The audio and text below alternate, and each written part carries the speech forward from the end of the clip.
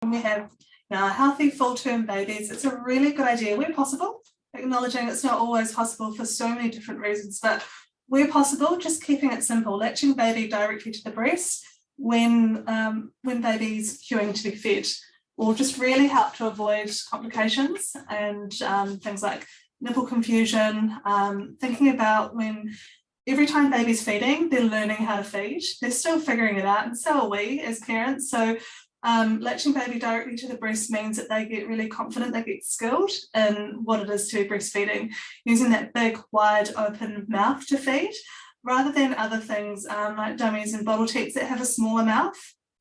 So where possible, just latching baby directly to the breast. What this is also good for is it helps to regulate our milk supply in the first 6 weeks. Our body's figuring out, especially in the first 6 weeks, it always is, but it's trying to establish our milk supply. And so if we're just latching our baby to the breast, then our bodies can make the right amount of milk for our babies. Not too little, not too much. Both of those things can be issues that we then have to manage.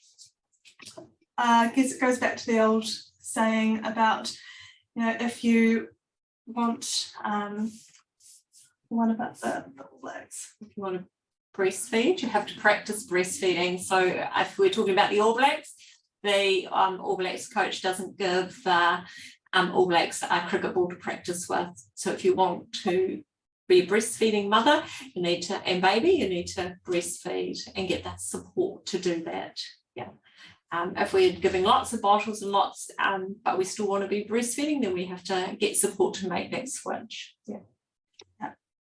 And there are a lot of things on the market that we can buy, either to put in baby's mouth or to put onto our breasts. Sometimes so if they're not used in the right situation, then they can cause a few more complications. So keeping it simple and avoiding use of those things as well in the first 6 weeks, where possible, unless you've been advised to, will just help to really get your breastfeeding journey off to a nice smooth start. And yeah, they're tools that are designed to help with certain situations, but not something that every mother needs to be using, because often can cause more issues than they solve. Yeah, if it's something that you're advised that you need, then get hold of somebody that works in breastfeeding with that knowledge to support you to use it or assess if you need it.